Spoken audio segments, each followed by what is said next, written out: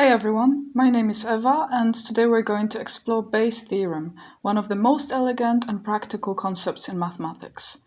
It's a formula that helps us update what we believe when we receive new evidence. So it's essentially a tool that helps us navigate uncertainty and make smarter decisions. But before we dive into the math, let's look at why probability became so essential in the first place. As humans, our brains are wired to search for patterns.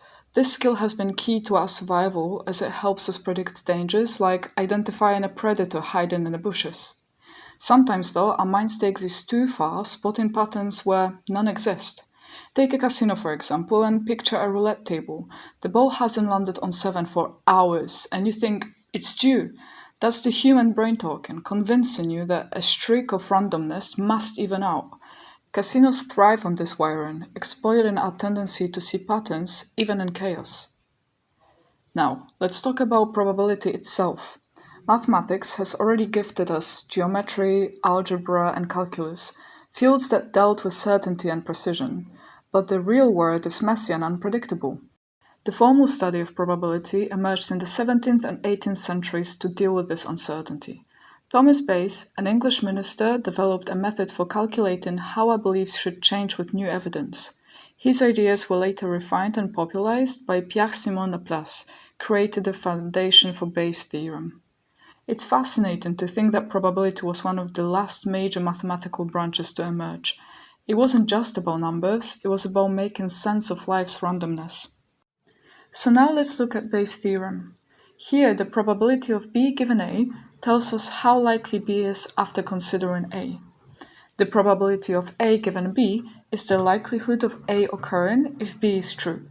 The probability of B is what we already know or believe about B, and the probability of A accounts for the overall likelihood of A happening across all possible causes. So basically, Bayes' theorem is like a mathematical compass, helping us update our beliefs in light of new evidence. So now let's have a look at some real-life examples. Soon most of us will be traveling home for Christmas, and a lot of us will have to take a plane to reach our destination. Imagine you're trying to predict whether your flight will be delayed. You check an app that provides delay statistics and want to use Bayes' theorem to refine your prediction based on new information. Here's what we know.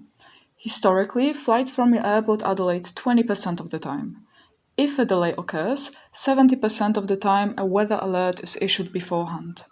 Even when there's no delay, weather alerts happen 10% of the time. Now, you see a weather alert for your flight and you want to figure out the probability that your flight is delayed. Using Bayes' theorem, the probability of a delay given an alert equals the likelihood of an alert given a delay times the prior probability of a delay divided by the total probability of an alert. First, calculate the total probability of a weather alert, and now substitute into Bayes' formula.